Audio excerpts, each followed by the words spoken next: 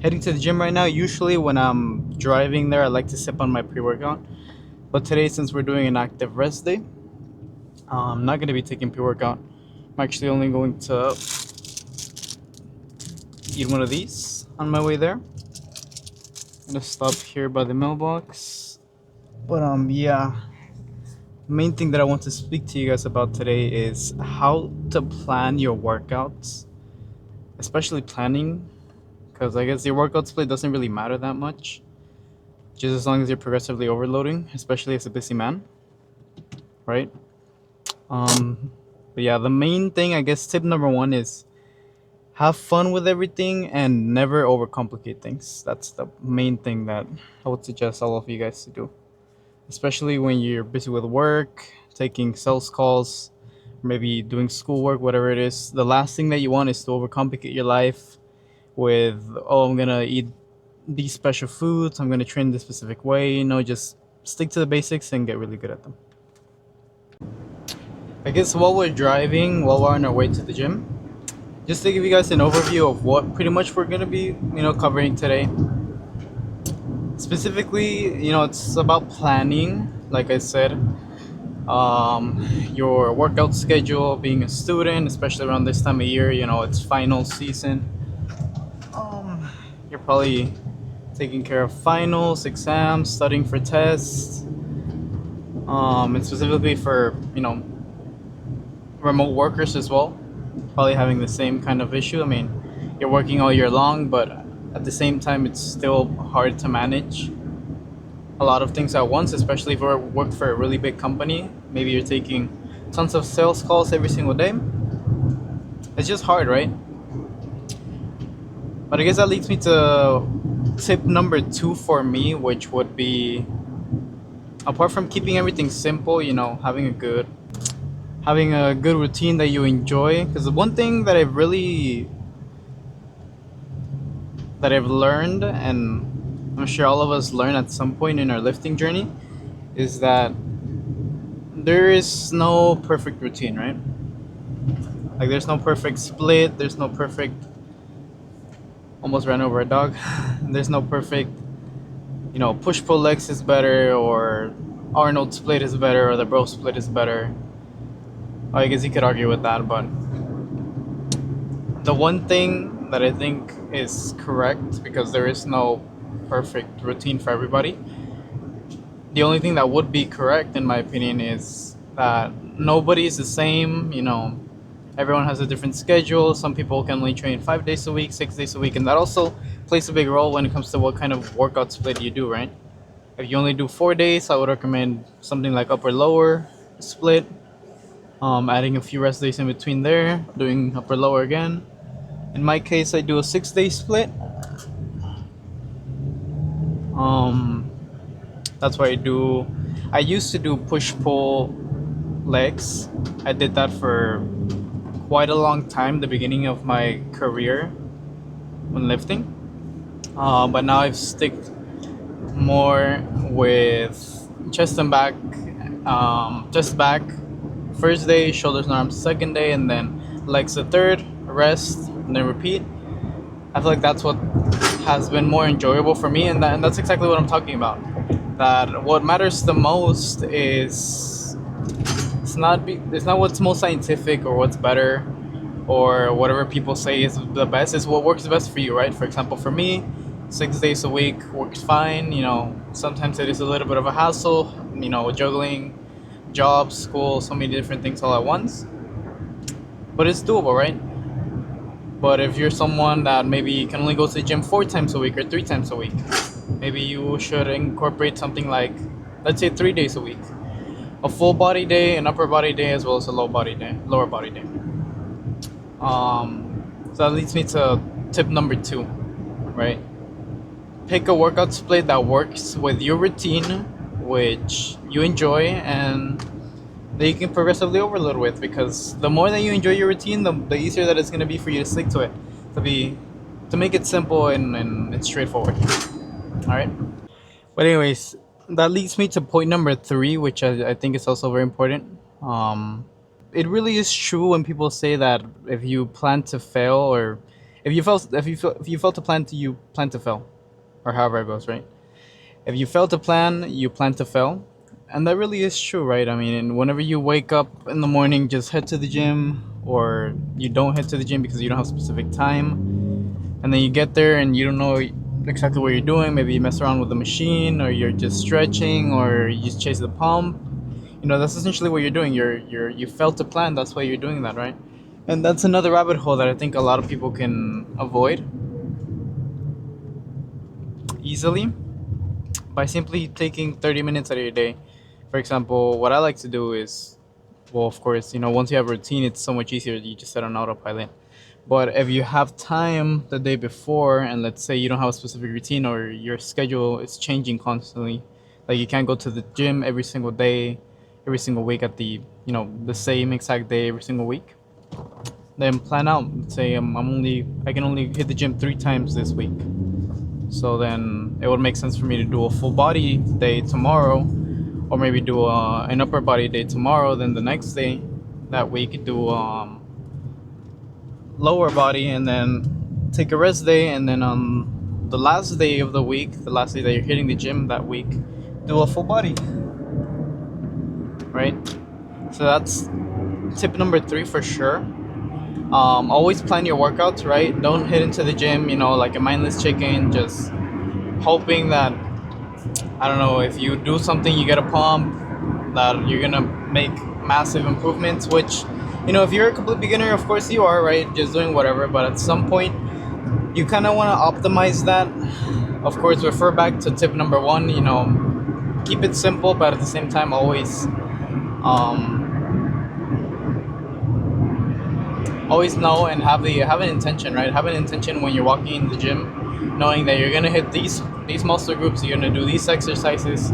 Of course, sometimes you might need to change an exercise or two because, I don't know, maybe you go at peak hour. That's the only time that you can really go, and you need to change up an exercise. But yeah, that's definitely something that I would incorporate into that as well. So I'd like to get started with my flexors, right? I feel like that's the meatiest part of the forearms. A lot of people prefer doing barbell.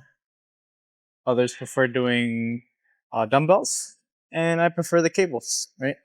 For a lot of my exercises, I always prefer cables. Right. If you have cables available, 70% of the time you want to choose them. Why? Because it's easy to progressively overload. Doesn't take a long time to set up, and of course, it maintains tension on the muscle 90% of the time, whether it's a contraction or the stretch part of the movement. And yeah, it really does feel good. It's easy to get a pump and saves you a lot of time, especially when you're, like I said, a student or high ticket culture working remotely. You don't have a lot of time. This is the easiest way to get a quick workout in, effective, time efficient, and especially if you plan it out in advance, right? So we're gonna get started with that. I'm gonna put the straight bar attachment on this, and 3 sets. I always do 3 sets and a superset when I have the time. I feel like I used to do 4 sets, but now I realize if you train hard enough near failure, more than 3 sets, 3 sets is already enough. You really shouldn't do more than that. So yeah, we're gonna start with those forearm flexors. Forearm flexors, yeah. And yeah, get into it. All right, done with the flexors. I'm gonna put this as low as possible because, of course, you're gonna get a much bigger stretch. I always say the stretch is the best for hypertrophy. There's a lot of studies that even if you do half reps but you prioritize the stretch part of the movement, you can get similar gains to when you do full range of motion. But of course, I always do full range of motion. Trains the muscle better. It gets stronger in all parts of the movement, and you don't miss out on any gains, right? I don't know if I'm the only one that's super weak at this exercise, but I always put like literally 0 to like maybe 1 slab of weight, like literally 11 pounds is the lightest I can go, and I can barely do like 11, 16 maybe. I don't know if that's normal, if it's just me. You guys let me know.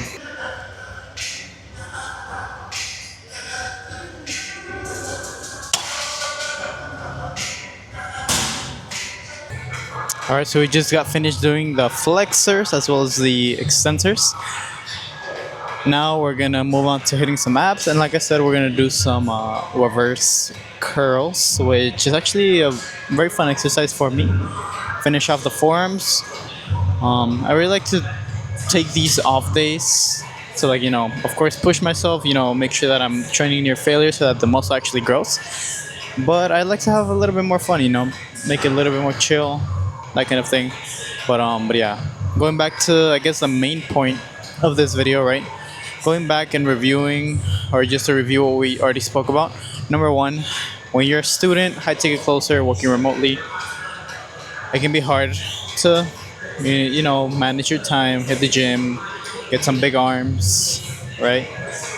So one, you want to keep it simple, right? Unless you're competing or unless you're, literally dedicating your whole life to the gym. Of course, you don't want to focus on micronutrients, counting carbs, counting fats, making everything as optimal as possible. Just focus on the basics, right? Like I said, make it as basic as possible, as simple, something that you enjoy. Why? Because that's going to save you a lot of time. You're going to make sure that you get the most for your time here at the gym, as long as you're progressively overloading. Number two, which one was number two? Was it the workout split? Yeah. Pick a workout split that works with your schedule, with the amount of days that you want to train, that you can train. If it's 3, do full body push pull. If it's 6, like me, I would really recommend something like push pull legs, or chest back, shoulders and arms, and then legs. Rest and then repeat. I really like that because I like training opposing muscle groups. I feel like I can push myself a lot without one muscle getting tired out, that kind of thing. But yeah. And number 3, of course, do something that you enjoy, and plan your workouts, right? The day before, all right, I'm gonna hit this set, or I'm gonna do this workout, these exercises, yada yada. Don't overcomplicate it, but have the intention of going in there knowing that you're gonna hit that workout, you're gonna grow that muscle, you're gonna be sore the next day, and then you're gonna make some gains, right? You know what I'm saying? But yeah, let's continue over here with the reverse curls, and I'm also gonna be hitting some crunches, cable crunches to be a little bit more specific. Because yeah, I am trying to grow my abs. Abs are not only made in the kitchen, guys. You do have to, of course, get to a low enough body fat percentage to see them, but it doesn't mean that you can grow them to make them a little bit more noticeable and defined, just like with any other muscle. So let's get into that.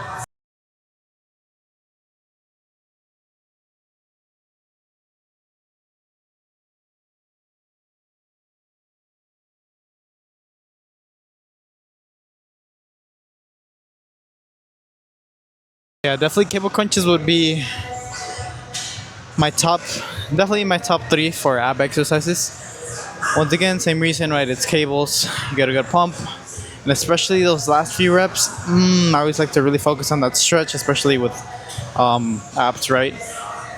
Main purpose of the rectus abdominis is that crunching movement, as well as that spinal flexion, spinal extension, right? Or partly, of course, that also involves other muscles in the core.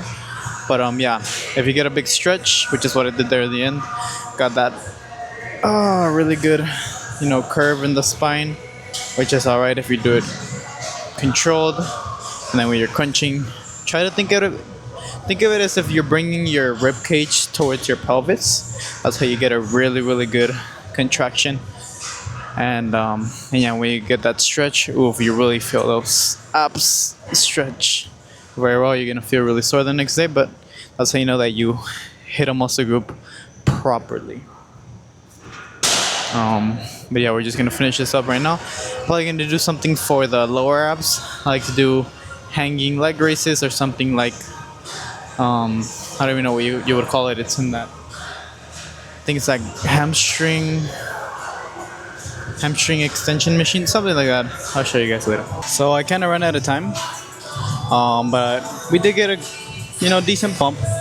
We were able to hit failure on most of our sets, so I do think our abs will grow, as well as our forearms. Hit the main exercises. I couldn't hit the lower abs, but we did get a pretty good workout. Even the abs feel a little bit pumped. I can only hit 2 sets, not even 3.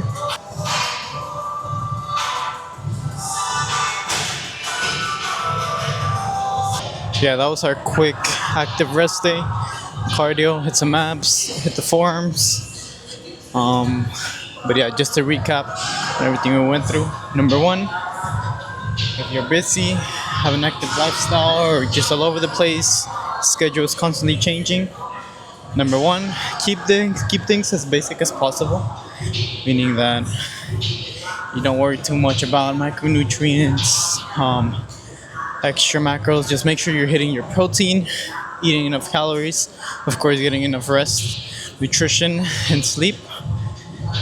Doesn't mean that you're gonna, underestimate them. That's a big mistake that I went through, which is underestimating the power of good nutrition as well as good sleep.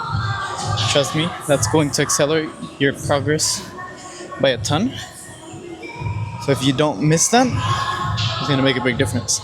But once again, don't overcomplicate it. If you're very lean, trying to put on muscle, get on a slight calorie surplus. If you're wanting to lose fat, eat less, get on a calorie deficit.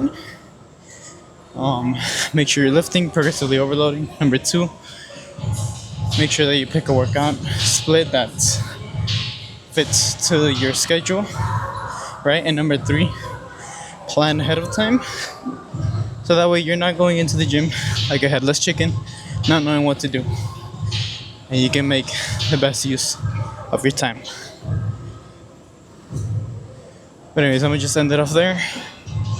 I'll see you guys next video. Bye.